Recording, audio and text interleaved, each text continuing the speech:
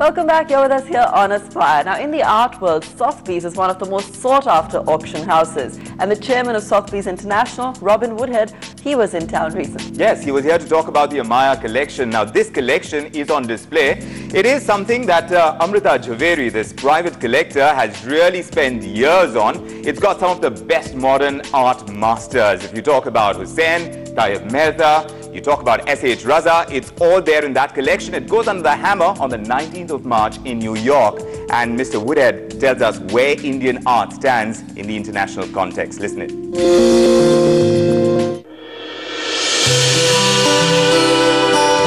A preview of 43 outstanding works of art. The Amaya collection, all owned by a single art collector, is up for sale by Sothbeys in New York this time, on the 19th of March this year. It's the second such auction of its kind. It also marks Sothbeys' first evening preview of the collection in New Delhi. The collection features the most sought-after paintings in the world of art. S.H. Raza, F.N. Souza, also M.F. Hussain. When these works of art go under the hammer in New York, together, they're expected to fetch somewhere in the region of $7 million US. That's 38 crore rupees. It's amazing to think that all of these come from one single collector, Amrita Jhaveri.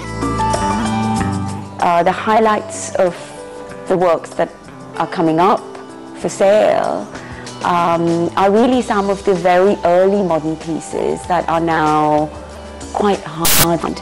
And also works by the contemporary generation of artists made in the 1990s and early 2000s when things were changing quite rapidly in India. This auction really provides is a chance for a collector to really have really strongly provenanced works that of course, going forward in the future, this is certainly a strong issue that will be more and more prevalent in the field of Indian art. Robin, it's good to see you in India. Thank you. As far as the setup is concerned, you know what they say about auctions, and I'm given this to understand.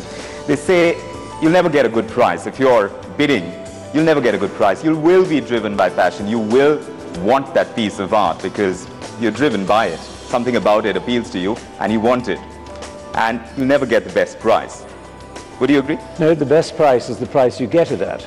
And the auction process has been going on for 3,000 years, and it's one of the best ways to buy a work of art. True.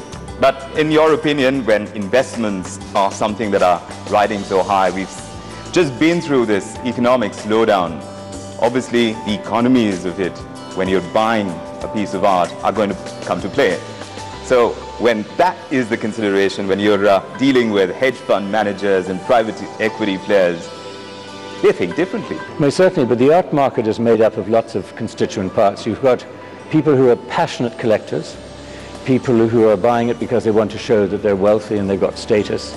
You've got people who are certainly buying it for investment purposes, and you've got people who are buying it because they want to own it. You're a passionate collector. So these are the different elements that make up the market. No one element applies. And that's what we see on a daily basis in our auction rooms around the world. You know, Robin, it's interesting because India saw this sudden boom, and a lot of people refer to it as the bubble, really. In 2008, we had a couple of art funds come in as well, which went down like a ton of bricks, really. And at the same time, globally, we saw a spurt in the wake of what was happening globally by way of the economic slowdown. Suddenly, art sales went up. So it's almost, in contrast to what we've seen globally. Can you put that in perspective for us? Yes, certainly. I think there are two completely different features we're operating here. The Indian art market was undoubtedly much more speculative than many other markets. There were a lot of speculators operating in the Indian market up till 2008. And you saw that in some of the price movements and the way artist prices went up very quickly and then suddenly came back.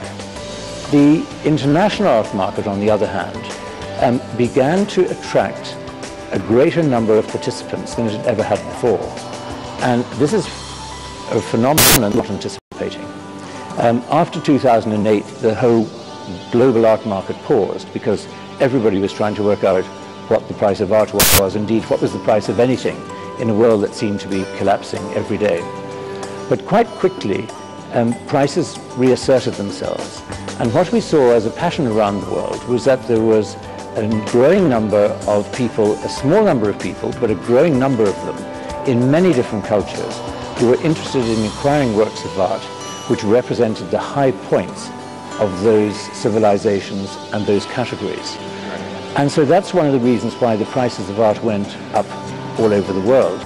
Within Amaya, Robin, in the kind of artwork that we're seeing this time, what strikes you the most? Because we're surrounded by some of that art as well, so perhaps you have your favorites. A great characteristic of this collection is not that any one picture is greater than every other picture, but is the assembly together. It gathers together works of art which reference way beyond India. And I think that's really important because it puts into context the Indian painting history in recent years.